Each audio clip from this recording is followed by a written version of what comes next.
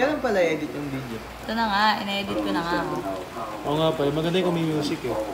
Ano yung lalagay mo sa sound trip doon? Hindi ko alam eh. Wait lang. Ah, ito.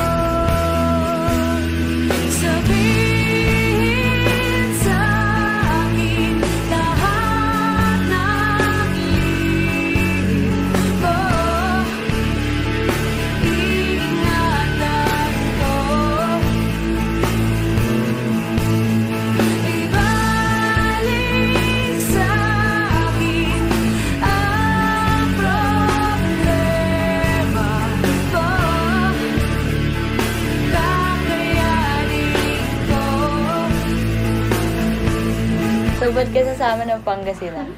Kaya gusto kong sumama ng Pangasinan kasi syempre para ma-relax. Kasi, you know, these past few weeks, nakaka-stress kaya gustong mag-relax. Tsaka, para matuloy naman ng ating nature trip. Yay! So, gusto ko sumama na sa Pangasinan kasi gusto ko mag-explore na mga something doon. Gusto ko maranasan ulit kung umuwi kami ng Pangasinan. Then, syempre, kasama kayo. Gusto ko kasama kayo. Tapos, saya na din. Because I want to swim and have fun in there.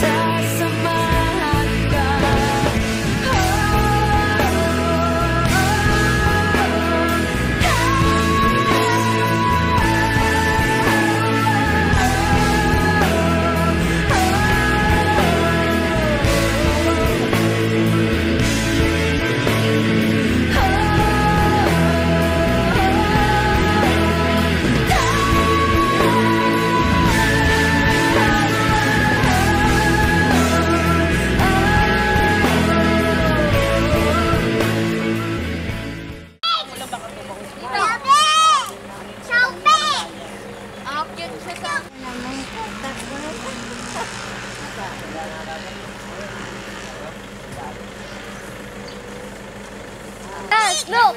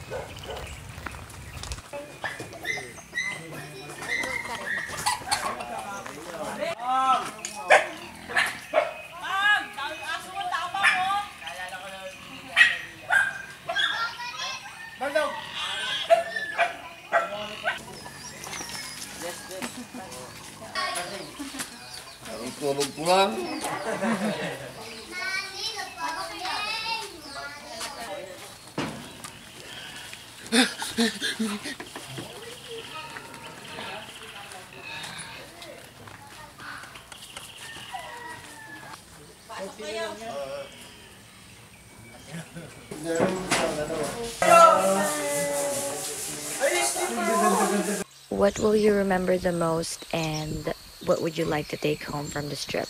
I think ang matitake home ko sa trip na to is yung bonding with friends and nature trip. Since mga taga Manila kami, mga city girl, I think ma-enjoy namin yung nature trip. Yan lang.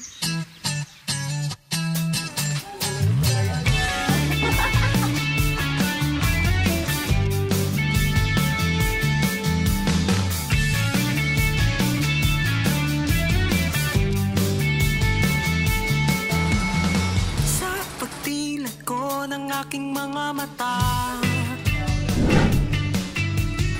makikita mo na hindi na ako ang nasa iyong paningin. Malabo na pa ang pagtingin.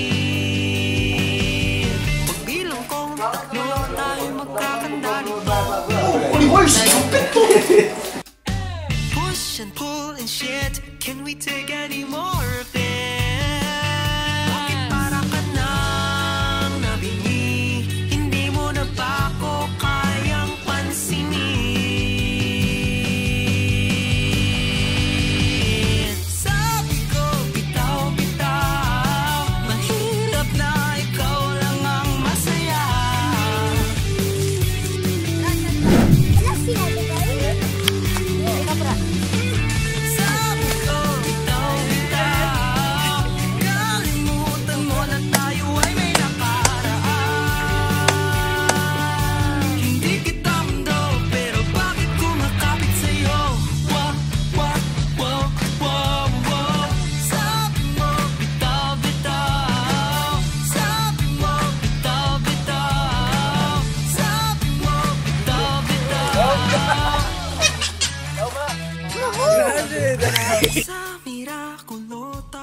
Para sa akin yung iba kasi yung saya dito eh. Lalo na malayo tayo sa syudad, payapa. Syempre yung mga views dito. Yung weather na rin syempre dito malamig. Sa atin medyo mainit din. Gusto kong balikan dito yung yung ilog. Sobrang refreshing kasi ng tubig tapos malinis pa. Ayun lang. Dati may nag-aaral ako sa Don Bosco, si Father Ben. Sabi niya pag nagka-camping kami, ang laging dadalhin mo lang is yung memories. Tapos wala kang iiwan na kalat kundi footprints lang. So I think ayun lang yung dadalhin ko or kukunin ko dito, yung memories. Ako din. Siyempre yung, lalo na ngayon, kompleto talaga tayo. Kaya sobrang solid din yung memories na meron tayo ngayon. Then, syempre, yung bonding together with matatanda din. And yung, lalo na yung sa yung sa tulay kagawin. Kahit nakakatakot dun sa yung gamit yung motor tapos tatawid sa tulay. Sobrang nakakatakot. Tapos ang dilim. Yun yung isa din sa gusto kong maalala. Ang masasabi ko lang is like once in a lifetime experiencing kasi ito. Especially tawag dun, di natin gagamitin mga cellphone, ganun. Talagang tropahan lang. Tropahan. Tapos tamang inuman, gitara, swimming, diba? Iba rin kasi yung vibe dito lalo na kapag kasama yung mga tropa mo, kulitan, ganun. Katulad nito, inuman. So, ayun na. That's all, thank you. And I thank you.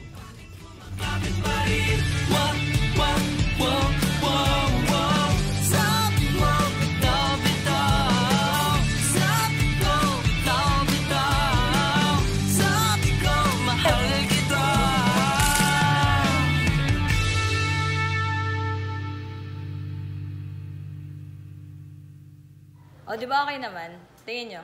Yes. Maganda siya, maganda yung song. Pero, kailangan ko pa ng isang song para dun sa finale. Meron ba kayo? Ikaw? Bakit hindi mo i-try yung Alapap? Pwede.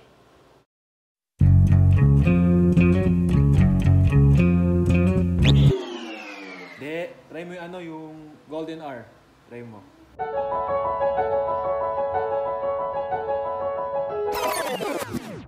Pwede din. Ay, hindi. Ito na lang. Ito. If